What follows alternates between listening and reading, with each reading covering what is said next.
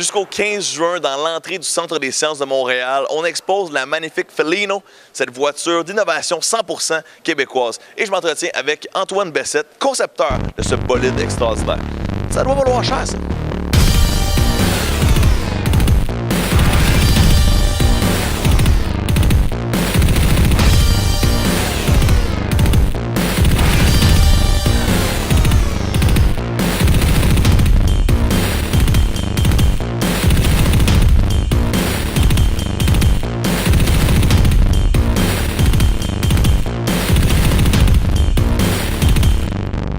Antoine Bessette, ça va bien? Ça va bien toi-même? Oui, on va se serrer la pince. Certainement, c'est Moi, je officiel. suis vraiment impressionné par ton bébé derrière nous présentement. Comment est-ce qu'on devient fabricant automobile? Comment c'est arrivé dans ta vie? Écoute, moi, c'est arrivé un peu comme une bulle, je vais t'avouer. Je n'avais pas l'intention de faire ça, mais j'ai fait de la course automobile durant une douzaine d'années. Et j'ai baigné beaucoup dans le milieu des ingénieurs, comme de fait, puis on développait les suspensions. Puis c'était tout le temps du fine tuning pour aller chercher un dixième de plus. Fait que j'ai tout le temps aimé le côté très, très précis de l'automobile. Quand j'ai arrêté de courir, j'ai commencé à bâtir ça. Fait que dans ma tête, au début, c'était quelque chose de très, très simple. Et on a bâti un châssis, je suis allé tester le châssis, il réagissait comme je voulais. Là, une fois que le châssis était assemblé exactement, il réagissait exactement comme je voulais, j'ai dessiné la voiture par-dessus le châssis qui était déjà fonctionnel. Et la deuxième génération, qui est celle-là, justement, elle, c'est faite pour faire une production de l'auto. Fait que ça, c'est la job qui est un peu plus difficile. On parle donc d'une idée qui était d'une voiture personnelle pour essayer de la démocratiser un peu. Au début, c'était vraiment seulement toi. C'est quoi l'étincelle qui a fait que tu as eu le goût d'innover, de sortir ta marque? Bien, écoute, j'ai tout le temps eu en tête, mon idée d'affaires a tout le temps été la même. C'était de réussir de bâtir une voiture qui est capable de courir après les grosses voitures de ce monde, mais à un prix très, très bas.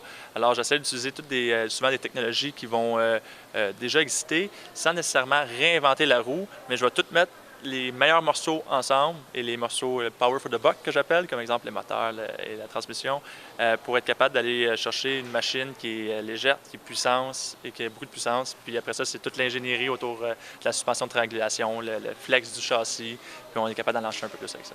Ouais, bien belle, mais j'aimerais bien voir ce qu'elle a dans le ventre. Est-ce qu'on peut aller voir à l'intérieur? Ben oui, il n'y a pas de problème, on va te montrer ça. Antoine, présentement, on est chez vous. Ouais, fais-nous donc le tour du propriétaire. Écoute, là, c'est dans mon bureau. Très beau bureau. Écoute, ça, c'est un banc qui est moulé à ma morphologie directement. Fait qu'il n'y a personne d'autre qui peut s'asseoir dans ce banc-là que moi. C'est vraiment moulé à mes mensurations. Et à côté, on voit que c'est un peu étrange, là, la boîte qu'il y a là. Normalement, c'est un 2 places, mais vu qu'on est en train de faire du développement sur le véhicule, je vais rouler souvent très, très longtemps sur la piste et on va pousser énormément le véhicule et pousser aussi le pilote. Et il fait très, très chaud. Alors, cette boîte-là sert à refroidir le pilote. Alors, il y a de l'eau qui passe au travers de cette boîte-là, vient dans des fils qui passent en arrière, qui vient se connecter directement dans mon saut, puis ça refroidit le pilote. Là, je vois pas le petit cup pour tenir les cafés. Oui, bien, c'est une option. Celui-là, il l'a pas.